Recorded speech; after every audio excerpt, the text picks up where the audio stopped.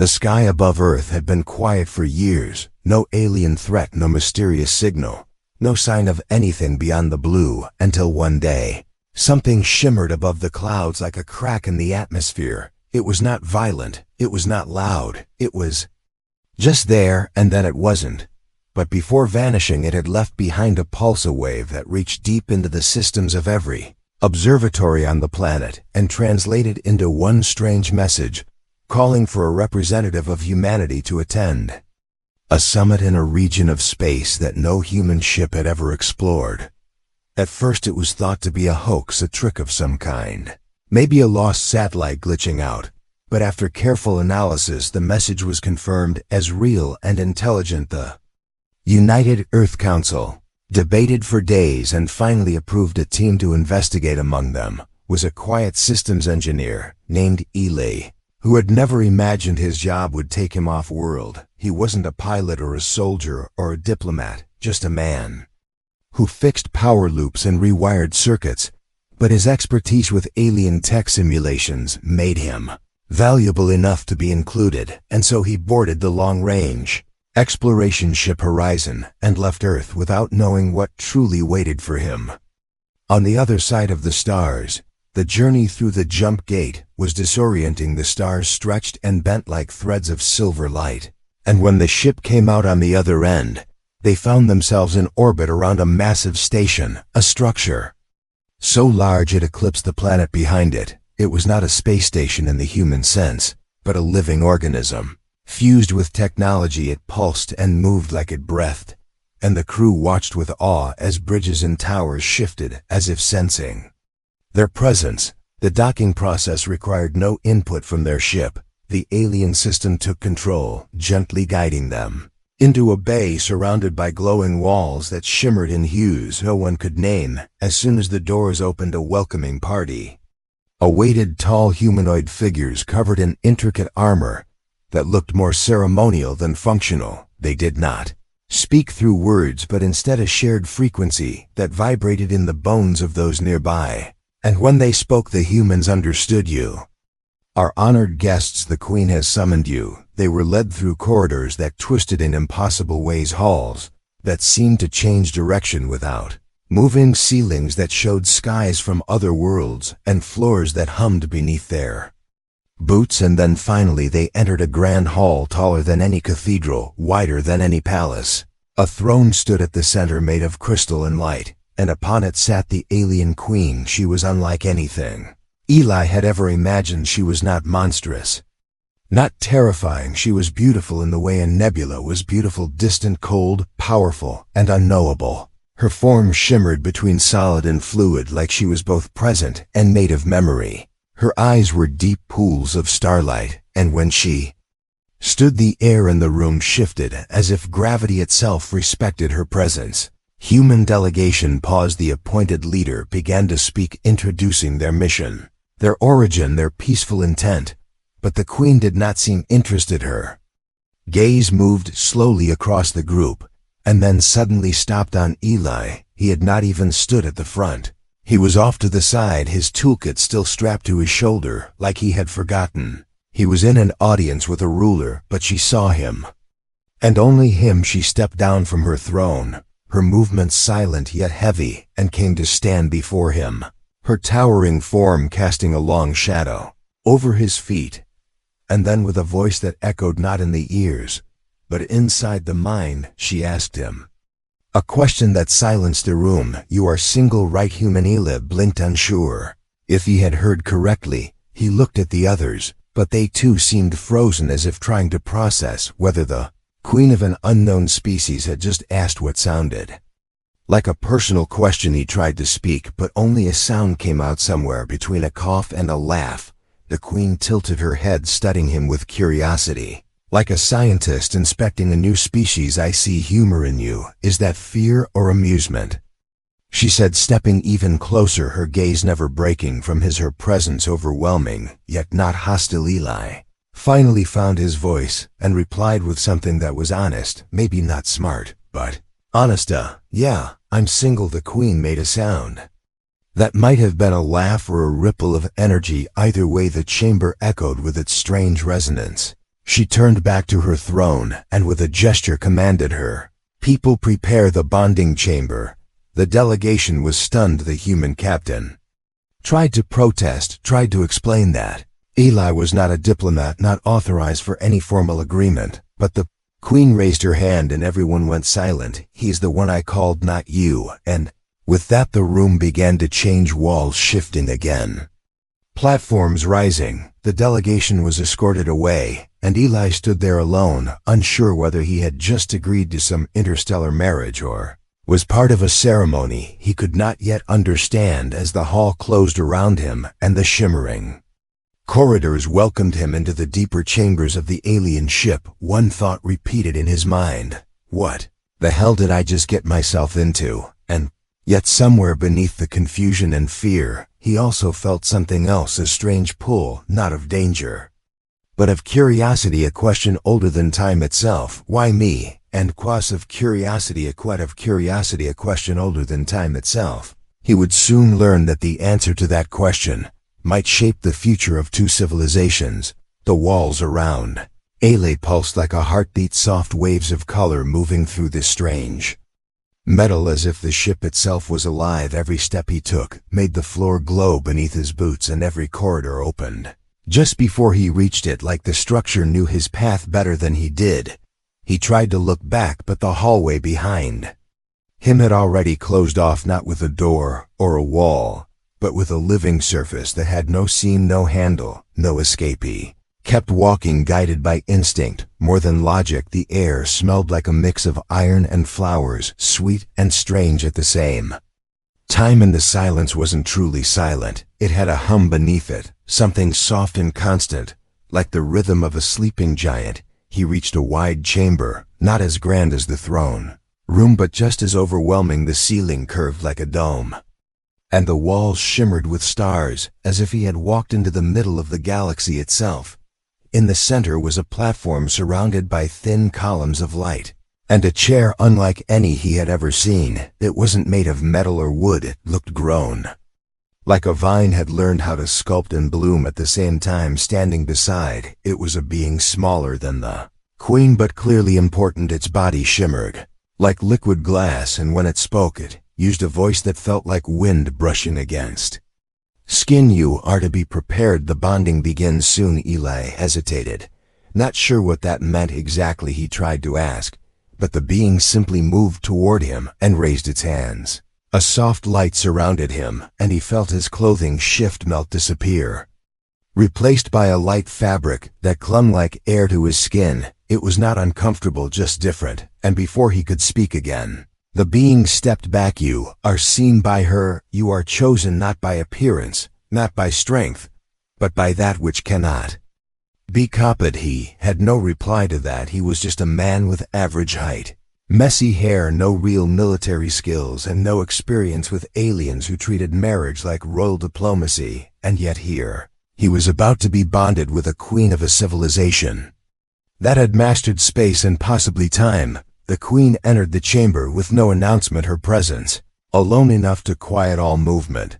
The shimmering light of the room dimmed slightly, as if bowing to her. Her gaze found him again, and this time he did not look away. She walked toward him, her step smooth as flowing water, and when she stood in front of him, she raised her hand, not to touch, but to hover just close enough for him to feel the energy between them.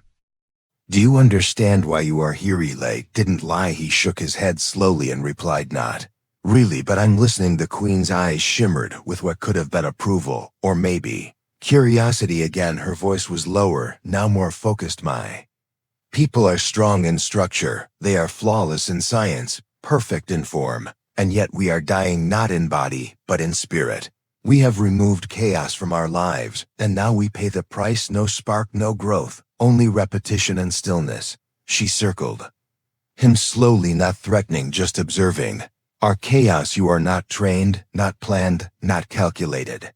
You are the answer that does not fit the question, and that is why I chose you." Eli felt a weight in her words, like they were more than philosophy. They were prophecy. He turned toward her and said, "But I'm not special. I fix broken wires. I watch old movies. I talk too much when I'm nervous." Queen smiled not with her lips but with a soft shift in her face like a star pulsing just once. And yet here you are in a chamber no human has ever stood in before. She moved back to the center and motioned for him to follow. A light surrounded them both, and the stars on the walls began to move, spinning, slowly creating patterns in the air around them, symbols that looked alive. The bond is not a chain, it is not ownership. It is understanding, connection, energy shared across minds and hearts. Moment she said those words, Eli felt something inside him shift like a door opening in a part of his mind he never knew existed. A warmth spread through his chest, and for a moment he could feel her, not just see or hear her, but feel her thoughts, not as words, but as emotions, deep, heavy, ancient. She was alone, not because she wanted to be, but because she had to be. Her people had made her their pillar, their symbol, their eternal strength.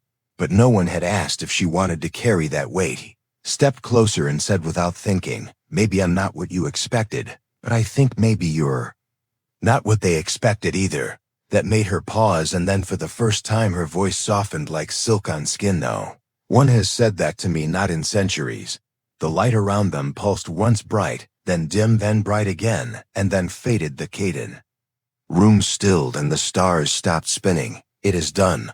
The voice came from nowhere and everywhere at once. The being who had prepared him stepped forward and gave a short bow to the queen, then to Eli. "You are now linked through resonance, not blood, not law, but choice." The queen nodded and turned away, walking toward a new corridor that opened without sound. She paused and looked back. "Come with me, human. We have much to teach one another, and perhaps much to feel." Eli followed, unsure of what path he had just stepped onto, but knowing he couldn't turn back even if he wanted to. Somewhere deep inside him, a fire had started, small and curious and alive. He didn't know what it meant to be bonded to a queen of a dying empire, but he knew this was more than a ceremony. This was the beginning of something neither human nor alien could fully understand yet, and the stars outside the chamber pulsed brighter, as if watching. The queen led Eli through a corridor that bent like a spiral staircase. But without any stairs, the floor simply tilted upward, and the air grew warmer with each step. The walls began to show scenes not of stars or symbols, but memories, living visions of her world floating beside them, like spirits frozen in light. He saw fields of crystal towers, children without faces moving in perfect rhythm, citizens working in silence, their actions flawless, their posture exact, and yet there was no laughter, no music, no chaos. The queen slowed her steps and pointed to one memory, where a massive council stood in a wide circle, each member tall and glowing with robes made of flowing metal.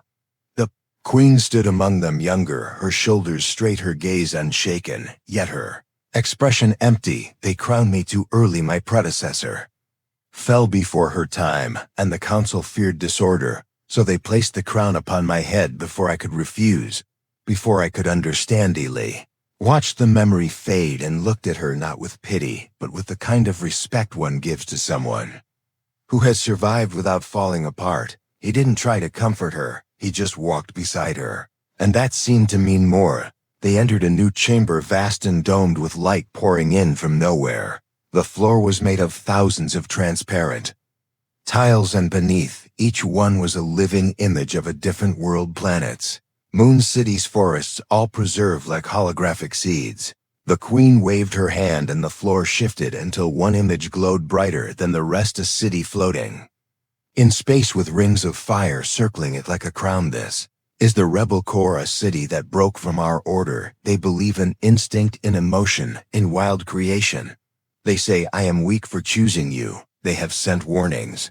I ignored them." Eli stepped closer to the image and saw ships gathering around the rebel city. Their shapes were sharper, less graceful than the queen's vessels, more like weapons than art. He turned to her and asked the question that had burned in him since the bonding. "Did you really choose me for a reason, or just to defy them?" The queen looked at him, not with offense, but with honesty, and replied, "At first it was to defy. At first it was to shock them, to awaken something buried in my people. But now I do not know if the reason still belongs to politics or something else." Ely said nothing. He didn't have to. The moment between them stretched quiet and full of meaning. Suddenly, the chamber shook, not violently, but with a deep rumble that came from far below. The floor flickered, the lights dimmed, and a voice echoed through the walls, speaking in the Queen's language. Though Ely understood none of it, her face darkened, and her shoulders tensed. "Rebels are here." Guards rushed in, weapons shaped like spirals of glass glowing with internal light. They spoke quickly to the Queen, who gave short, precise commands. Ailey stood back, feeling out of place again, like a worker on a battlefield. But the Queen turned to him and spoke. "You will stay with the Royal Corps. It will shield you, but do not speak to the Council. They will question your presence, and they are not as curious as I before." He could protest. She was gone, her figure moving like lightning across the chamber, her cape of living silk trailing behind her like a shadow made of light. Ely followed the guards, who led him into a room carved deep into the ship, a place of calm energy, where the walls formed a dome above a pool of glowing water. The guards left, and he was alone, but not truly alone. From the far side of the chamber, a voice spoke, low and cold. "So this is the human who distracted the Queen." A figure stepped into view, tall man cloaked in dull metal, his face hidden behind a mask of shifting glass. He moved slowly, but each step carried weight, his presence heavy like stone. "I am the Queen's second, her advisor, her guardian, until you came." Ely felt a knot form in his chest. He had no weapon, no armor, just his mind and his mouth. So he used the latter. "I didn't come to take anything. I didn't even ask to be chosen." The second tilted his head slightly, as if considering. "And yet you were chosen." He stepped closer, and the air around him chilled. "You are chaos, that is true, and chaos spreads. I fear not your strength, but your effect. Your presence weakens the order."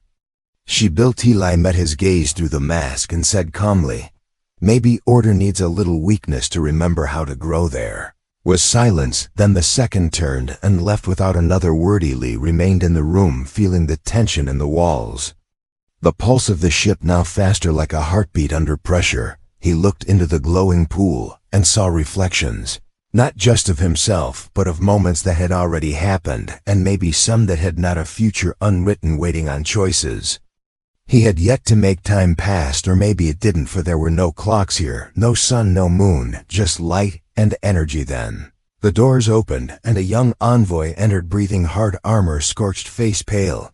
"You must come, the Queen is in danger." Ely didn't ask how. He just ran, following the envoy through corridors now flickering with damage. Panels cracked, strange smoke leaking from the walls. The ship groaned like a beast in pain, and from far away, sounds of conflict echoed like thunder. They reached a platform that overlooked the throne chamber, now turned into a war zone. Rebel soldiers in jagged armor clashed with the Queen's guard. Beams of light cut through the air, explosions shook the crystal pillars, and at the center of it all stood the Queen, surrounded and fighting alone, her hands glowing with power, her crown shattered, her voice a weapon of will. Ely looked for a way down, saw a maintenance shaft nearby, and without thinking climbed inside, crawling through the narrow passage, heat pressing against his back, noise pounding in his ears. He reached an opening and dropped into the chaos, landing hard near the Queen. She turned, saw him, eyes wide for the first time. "You should not be here." He smiled and replied, "Neither should you." "Alone then." He grabbed a broken rod from the ground and stood back to back with her, ready to fight. And in that moment, something ancient and new burned to life between them. Something not born of law or ritual, but choice. Together, they faced the fire. The air around them boiled with the heat of alien weapons as beams of pulsing energy lit the throne chamber. Every surface cracked and flickered under the strain of the battle. The Queen stood tall, despite the damage to her crown, her skin marked with lines of golden light leaking from fresh wounds. The air around her shimmered with force as her hands moved in perfect rhythm, creating waves of defensive power that pushed against the incoming attackers. Ely stood at her back, holding a broken metal rod like it was a blade, and though it wasn't meant for combat, he used it anyway, swinging and striking when the rebels came too close. He Had no training, but instinct drove him, his movements raw, unrefined, full of wild motion, and unpredictable. Turns each time he thought he would fall, something in him refused. Each time his legs threatened to give out, he found balance again through sheer stubbornness. The queen said nothing, yet he felt her energy wrapping around him, not as a shield, but as a connection that told him she knew what he was doing, and she did not want him to stop. The rebels shouted words. He could not understand their voices, full of fury, their eyes glowing with the madness of belief, not reason. Their armor bore symbols scratched in haste, markings of rebellion born not from hope, but from hate. Their leader stepped forward, taller than the rest, his face uncovered, showing deep scars and eyes black as night. He raised his blade of fire and pointed it at the queen. "You have betrayed the purity of our line," the voice roared through the chamber. "You choose the chaos of a lesser being. You bring shame to our blood." The queen's reply was calm, yet filled with thunder. "I choose the survival of what matters, life, truth, balance." The rebel leader charged, and the ground shook with his steps. Eli moved to intercept, but the queen placed a hand on his shoulder. "This is mine to face." She stepped forward, her power rising like a storm. Every part of her seemed to glow from within. The throne behind her shattered into light as she lifted both hands and met the charge.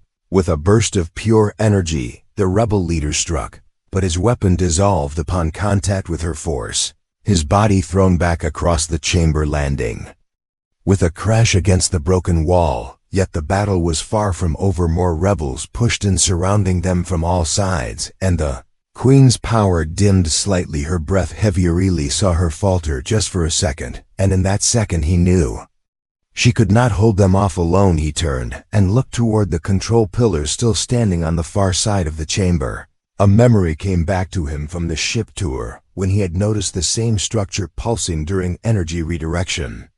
He ran for it, dodging fire, slipping over cracked tiles, reaching the pillar, and pulling open the access panel. The system inside was alien, but logic still lived in its bones. He worked fast, hands moving over circuits and threads of light, bypassing safeguards, rerouting current, and triggering a shift in the chamber's core.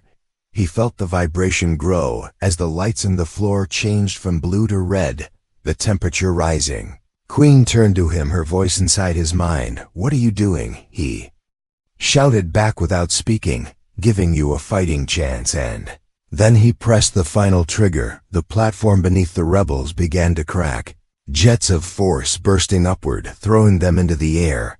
Their bodies spun weightless for a second before crashing down hard. Many did not rise again. Few who did limped away as the chamber sealed itself around the queen and Eli, trapping them alone once more. The queen looked at him, not with anger, not with fear, but something between gratitude and disbelief. "You risked everything for a world not your own." Eli leaned on the pillar, breathing hard, his arm bleeding, his shirt half burned, but his eyes were clear. "No world survives alone." The queen moved closer and placed her hand against his chest, not as a ruler, but as a being who had seen something rare. Her voice softened as she spoke again. "You are not just chaos, you are fire. You are not meant to be controlled. Yet you bring light to what was once hollow." A silence followed, filled with meaning. A silence that held the weight of two souls who had stepped across centuries of difference and found something shared. But that silence did not last for long. The ground beneath them trembled again, not from weapons, but from within the very heart of the ship. The queen's expression changed quickly. "The ship core is damaged too.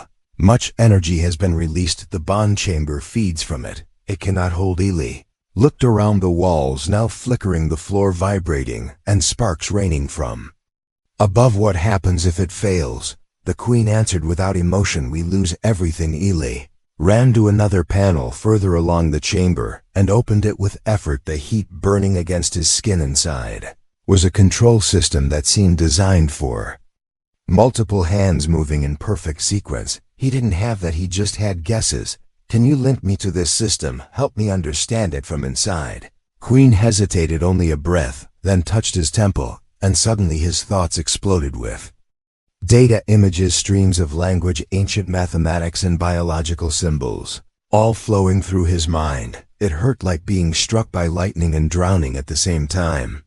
But slowly he began to see it, not clearly, but enough. His hands moved, guided by instinct and the Queen's influence. Together, they redirected the energy into containment streams, slowed the overload, shifted the core into sleep mode. The light around them cooled, and the tremors stopped. He collapsed onto the floor, gasping. Soaked in sweat, fingers burned, but smiling. "Did we do it?" The Queen nodded, her own face pale but strong. "Yes, we did it together." Chamber lit with a softer light, now golden, not red, and the broken pieces of the throne rose slowly, floating into the air, held by invisible threads of energy. "You have changed the future of my people." Ely sat up, still catching his breath. "I didn't plan to. I just didn't want to lose what we started." She walked to him then, and offered her hand, not as a queen, not as a commander, but as someone reaching across the edge of a great unknown. And together they stood facing a chamber, no longer broken, but reborn. Outside, the stars began to shift, their light no longer distant, but full of promise. The chamber no longer trembled. The battle was over. The energy flows had returned to balance, and the broken systems were healing slowly, like a wounded animal, finding peace again. Ely stood beside the Queen as lights returned to their steady calm. The colors on the walls, now soft and golden, the platform beneath them humming like a heartbeat, strong and sure. Above them, the shattered remains of the throne began to float downward, reshaping into something simpler, no longer a symbol of control, but of change. The Queen looked at what remained, not with sorrow, but with calm acceptance. This was no longer the throne she had ruled from for centuries. This would become the place from where something new would rise. She turned to Ely and studied his face, his eyes tired but steady, his hands marked by fire but still open, not clenched, not hardened. She stepped closer until only breath separated them. "When I chose you, I did not know why. I only knew I had to." Ely nodded slowly, his voice low and steady. "And when I answered, I didn't know where it would take me, but I couldn't walk away." The Queen raised her hand and pressed it lightly against his shoulder, where the burns had started to cool. Her touch did not heal, but it acknowledged the pain and honored it. "You were not trained for war yet. You stood with me. You had no obligation to my people, yet you saved them." Gave a soft laugh that echoed like sunlight through the tall chamber. "Maybe I didn't save them. Maybe I just gave them enough time to see they were worth saving." Queen turned and faced the entrance, where the council waited outside, uncertain, silent, unsure what to make of what had just happened. She motioned, and the doors opened. The bright corridor beyond filled with figures who had once whispered their doubts, who had warned her against emotion, against bonding, against change. She walked forward with Ely beside her, their steps slow but firm. The council parted to let them pass. None dared speak first, their eyes wide, not with fear, but with something close to wonder, perhaps even respect. The second stood at the far end, his armor scorched, his mask cracked. He looked at the human and said nothing, but offered a small nod, not of defeat, but of reluctant acknowledgement. Ely returned it without pride or sarcasm, simply a gesture that said, "We are not enemies, we are part of this now, whether we plan to be or not." Queen raised her voice for all to hear, no echo, no thunder, just clarity. "The old ways have kept us alive, but not awake. We have mastered perfection, and in doing so we have forgotten what it means to grow. We sought to control the future, but the future does not respond to control. It responds to courage." She gestured to Ely, who stood quiet and honest, his clothes torn, his arms burned, but his presence stronger than any armor. "This human is not my pet, not my servant, not a symbol. He is my choice, my challenge, my mirror, and from this moment onward the bond we have will not only be between two, it will be the first of many." There was no applause, no cheer, only silence, deep and thoughtful, the kind that follows after something true is spoken for the first time later. They walked through the gardens of the upper decks, where glass trees grew from the floors, and their branches shimmered with glowing leaves, and the artificial sky above them showed the colors of a world being reborn. Ely breathed deeply for the first time in what felt like days. His body still aching but his spirit lighter. The queen beside him walked without her crown, her hair loose, her steps relaxed for the first time in centuries. She had no ceremony to perform, no mask to wear.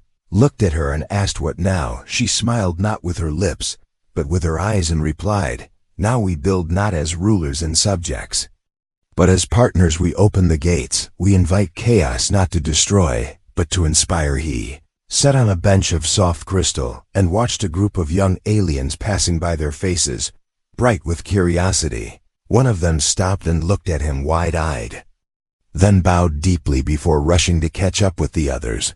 "They are not afraid of me. They've never seen someone fall from the sky and stand back up again." He turned toward her, a question forming on his lips. "Do you think this bond between us will always be understood by them?" The queen sat beside him, her voice soft but steady. "It does not need to be understood, it only needs to be real." Lily leaned back, watching the sky above shift to twilight, the stars beginning to appear not as distant points, but as destinations. Maybe someday he would return to Earth. Maybe he would tell his story to the people who always wondered if there was life beyond their small blue world. And maybe, just maybe, some of them would understand what he had found out. Here, not just aliens or science or power, but something more, something that could never be explained in a report or a broadcast. A connection that had started with a question so strange, it barely made sense. For single right human. He laughed again at the memory, not mocking, not embarrassed, just full of warmth, because that simple question had changed everything. Beside him the queen stood and extended her hand. "Shall we continue?" He took it without hesitation. "Yes, let's see where this leads." Together, they walked into a future neither of them could predict, a human and a queen, bound not by fate or law but by choice. And in the silence that followed, the stars above seemed just a little closer. The end.